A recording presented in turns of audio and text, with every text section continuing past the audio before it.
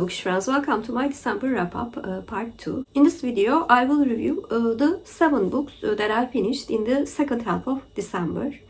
And like I did in my previous wrap-up, I will insert the clips that I've recorded very soon after I finish those books.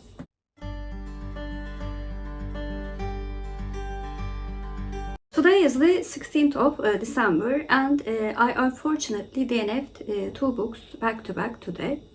The first book that I DNF'd was Celestial Bodies by Jokha Alharthi. I was reading this book for my real life book club and I had listened to about 30% of the book before DNFing it.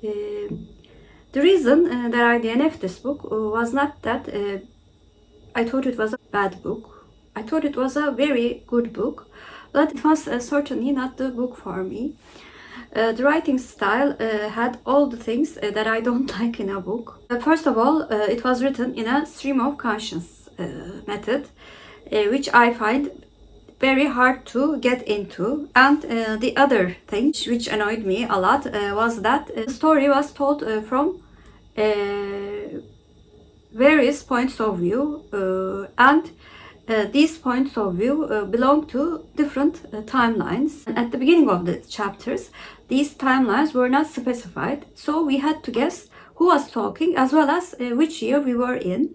It was too much for my brain to take, although I found the plot very interesting, which was talking about the condition of women in different time periods.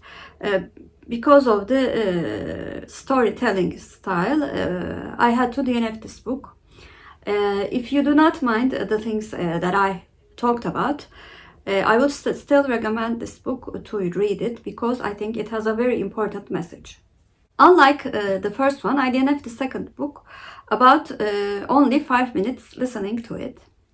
The book was Saati by Tuğba Sarıünal. I downloaded this book to my application because of this gorgeous cover. But unfortunately, the writing style did not match the cover for me. Story was told in very flowery sentences. And they were also very didactic sentences. 2 of the things that I don't like in books. I knew that I would eventually DNF this book sooner or later, so I decided to choose the option of sooner, since I have numerous books on my audiobook applications that I'm very eager to listen to.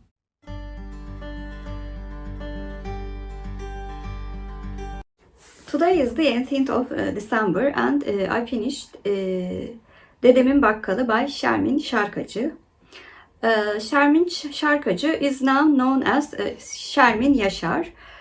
Çarkacı was her ex-husband's surname. Anyway, in this middle grade historical fiction book, a young narrator around 10 years old talks about her adventures when she decides to become the apprentice of her granddad, who's the market owner in a rural village.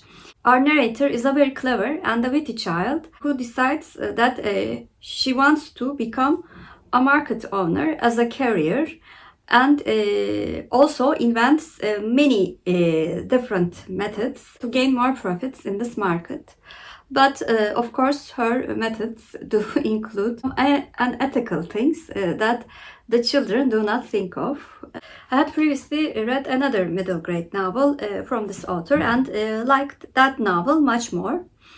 This one was also good, but maybe the theme of little girl being inventive and being unappreciated by the adults because of the unethical side seemed a bit repetitive after a while.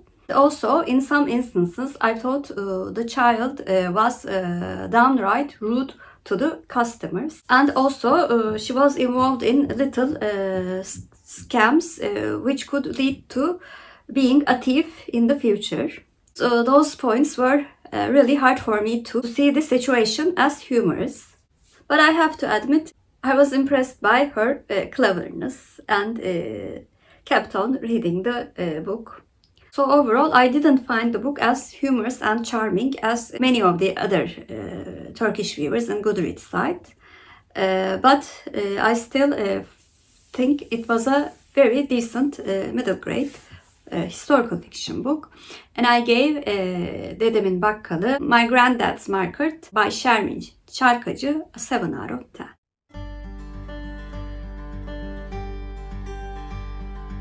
Today is the 19th of December, and late last night I finished the book that I was reading for my real life book club, which was called Zaman, Kırılmalarında Aşk by Ethel Erginer. The title of the book can be translated as Love in Time Fractures. The book was written by a local author, and he became our guest in the book club discussion that we did tonight. In this book, we follow the progression of love between two very peculiar beings, a May butterfly and a tortoise. These two beings first fall in love, but of course they cannot communicate first. After the help of a fairy, they can experience love for a limited period of time. They impress everyone with their very eternal love. Before I started this book, I was very excited that I would read a local author. But as I started reading the book, although I found the subject matter very interesting, love between two unlikely creatures, I thought the execution of the book was done really poorly. Theme of love, although I like romance, was repeated so much. I felt like I was being more and more distant from the theme of love. And also, aside from the numerous repetitions of the greatness of their love, writing style was very simple when you think about the enormity of their love. At some sections, I thought the author could be a quite successful middle grade author because of this quite simple writing style. And the book club was a bit hard for us because we wanted to be polite and not show that we really did not like the book. In summary, I'm very sorry to say that this book was one of the worst executed books that I have read this year. And just because of the really interesting subject matter, I gave Zaman, Kırılmalarında Aşk by Erginer a 5 out of 10.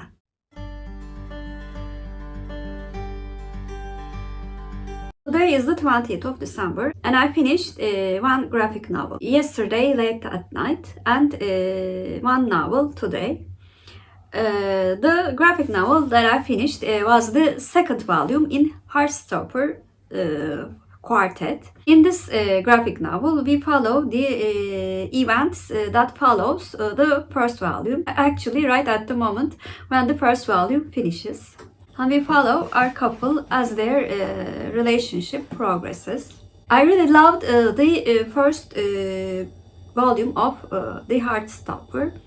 And I thought it was a very impressive graphic novel. And I really rooted for the very cute couple.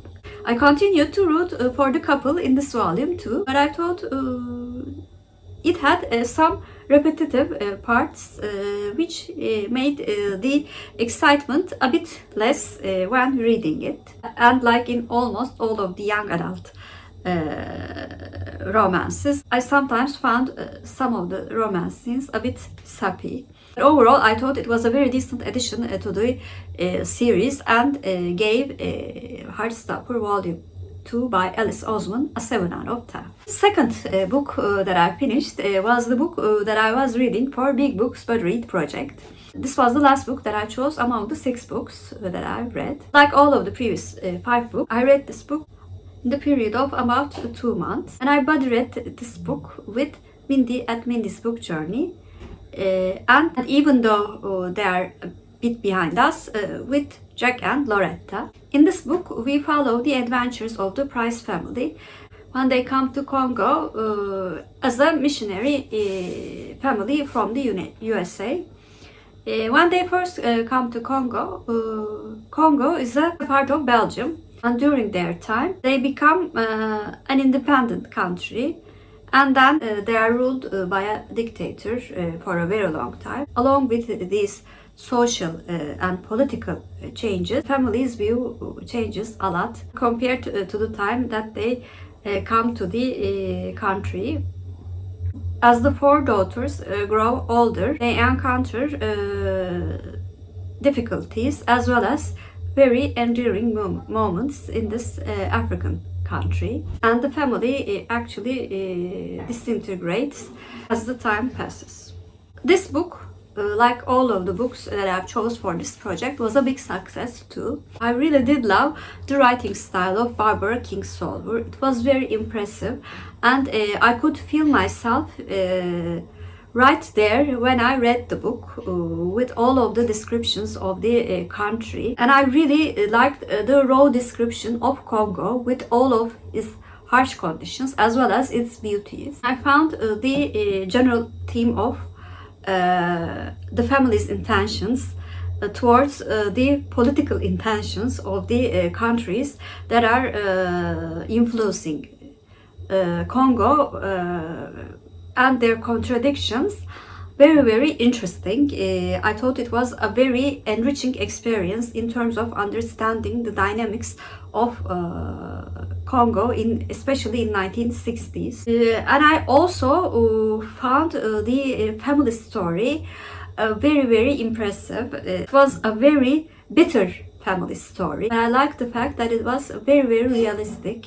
Who can say that we would not act the same as one of the daughters in a given situation, even though some of the things that they did were a bit shady. This book was recommended by one of my best friends, and I really would like to thank her for introducing me to this book, which made me think about many things. The only reason that I didn't give this book 10 out of 10 was, with the exception of one very significant event, I failed to connect with the characters in a deeper level. I would strongly advise you to read this book because this is a very beautiful piece of literature, as well as a very informative book about the conditions of the African countries under colonialism. And it was also interesting to compare the situation and evaluate if some things changed or not. So in summary, I gave the Poisonwood Bible by Barbara Kingsolver a 9 out of 10.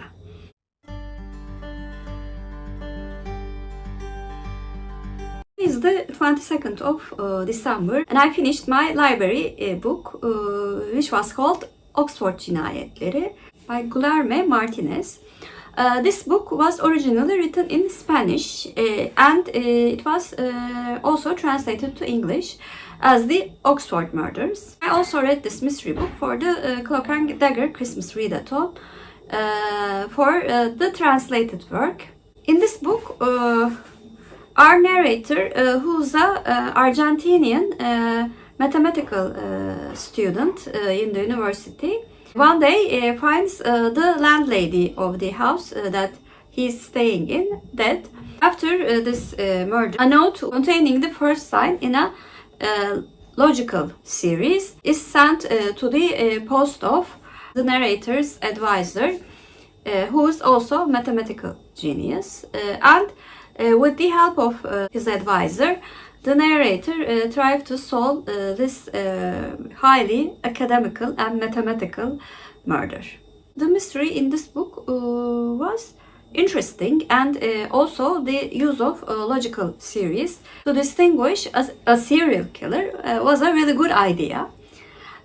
On the other hand, I have to say, not being a fan of logical series or mathematical series, I sometimes struggle to understand the clues that the narrator and his advisors clearly understands.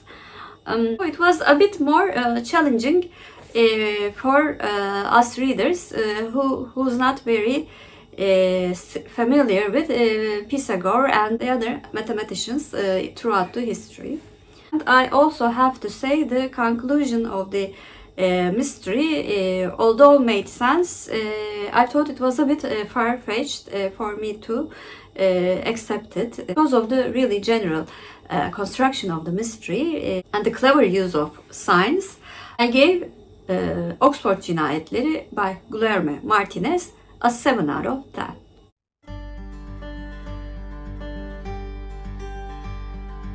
Today is the 26th of December and I finished A Shilling for Candles by Josephine. This was the last month's Books of Alfred Hitchcock project book. But I wanted to read the first book in the series, to read the series in order. In this book, a woman is found to be drowned in the sea in an English coastal town. And at first, the identity of the woman is not known, and it is considered as a local murder. However, when it was found out that the woman murdered was Christina Clay, a very famous movie actress, Inspector Alan Grant from Scotland Yard is called to investigate this murder. Inspector Grant interviews all the possible suspects, and of course twists and turns do turn out as he investigates this murder. After I finished this book, I was very confused about what rating should I give this book to.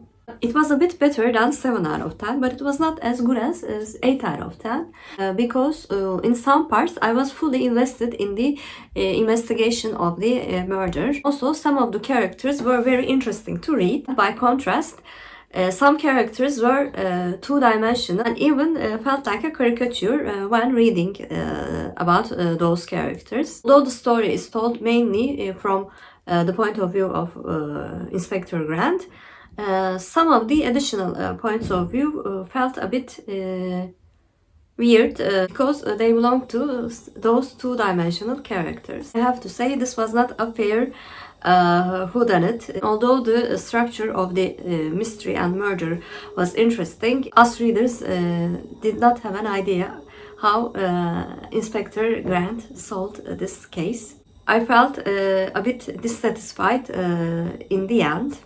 I decided to give A Shilling for Candles by Josephine 7 out of 10, but it's a very high 7 out of 10 when compared to the other book that I gave the same rating to.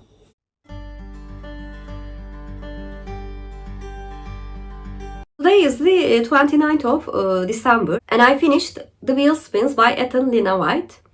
This was the last book for 2022 for Books of Alfred Hitchcock project.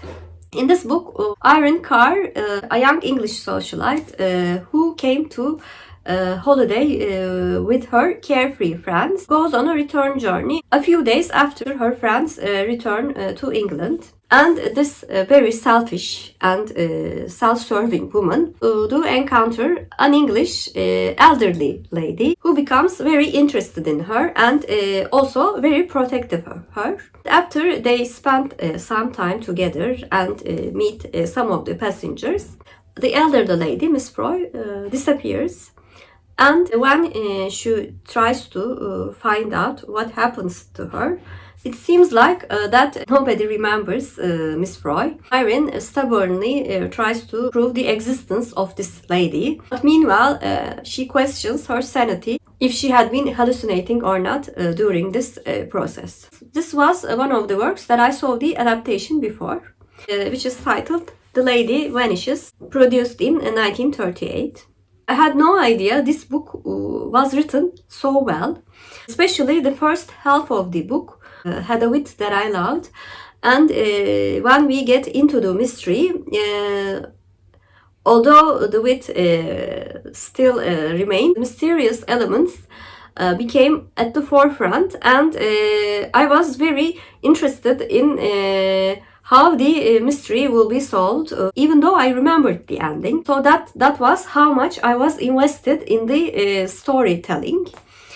And I also really enjoyed the psychological aspect of the mystery and why some characters acted the way they did. This was a really good mystery, and also the best work that I read for this project in 2022, and I'm really glad we ended my special project with a really good mystery book. So this was the 7 works that I finished in the second half of December. Please comment down below, have you read any of the books that I mentioned in this video? And if you're a new viewer, first of all, welcome. Please like and subscribe. Hope to see you very soon. Bye!